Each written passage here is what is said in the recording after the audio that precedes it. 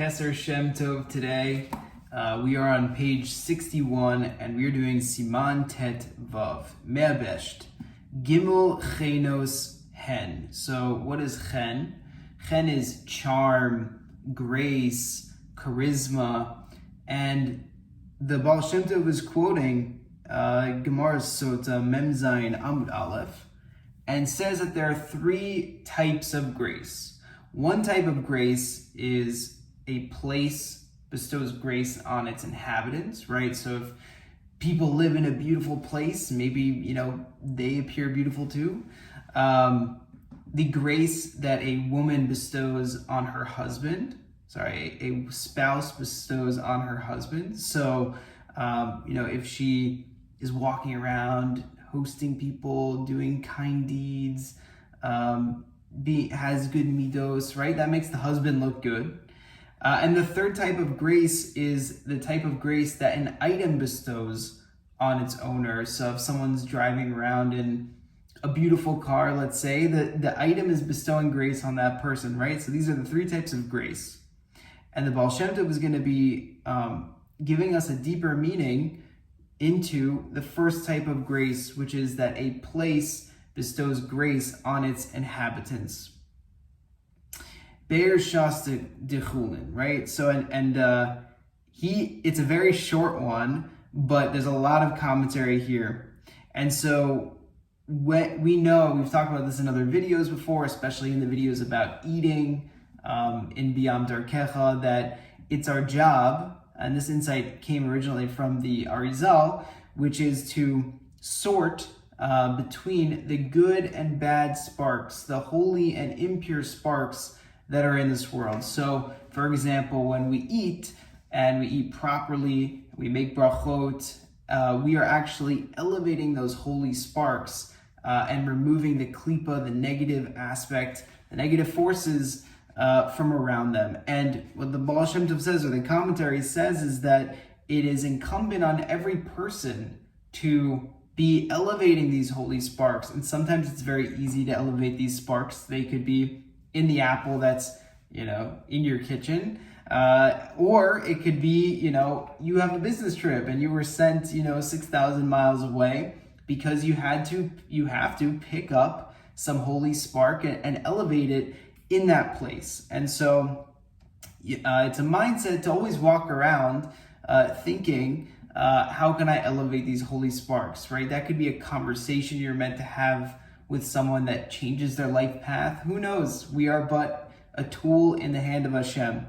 So one of the interesting things is that the gematria for chen is also noga. And noga is it's a kabbalistic term. It's a state where the good and the bad, the pure, the impure is all mixed up together. And so the job of ourselves is to elevate and kind of sort and clarify the klipas noga and elevate the holy sparks. So this is, for example, why we do shnai mikra ve'echad targum. So we read in the ktiv, in Lashon HaKodesh 2 times, and the targum, this klipas noga, because it's not fully Hebrew Lashon HaKodesh, but it's not fully the other languages that are not as holy. It's kind of this in-between state, and we are increasing purity and holiness 2 to 1, basically, and elevating it.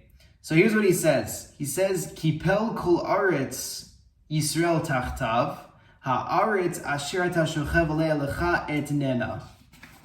Perush, shelo yitztarech linso mimakom lemakom levarer nitzotzon shelo, ki yivarerem bimkomo, v'noach matzah chen. So what he says is that it is a place.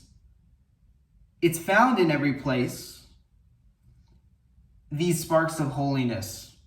And it's our job as the people who are inhabiting these places, our homes, our work, where we travel to seek out those sparks and elevate them.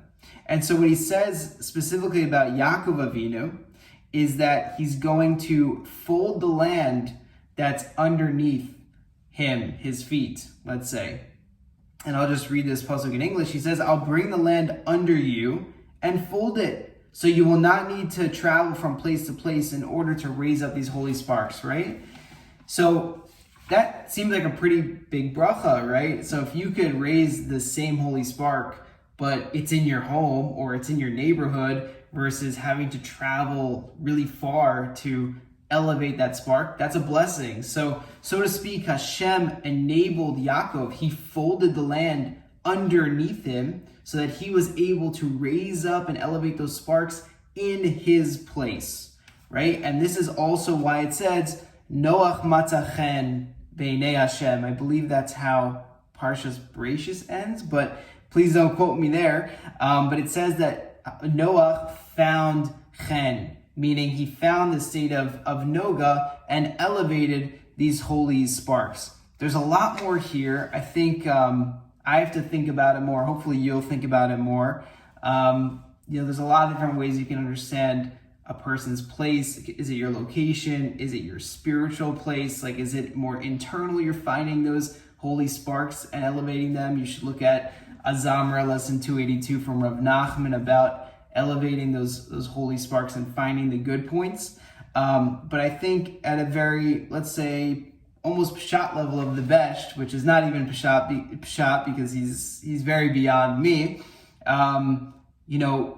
what's the practical side? It's that we have to look at everything we're doing as elevating these holy sparks, seeking them out. Sometimes you need to go to a place in order to do this. That's okay too. Sometimes you are blessed, and we're blessed that Hashem enables us just to do that in our place. And so we should be looking out for these opportunities. So I hope you like that. That is Siman Tedvav. And let me know in the comments if you have any thoughts or questions. I definitely want this to be a conversation, and look forward to having you join me next time.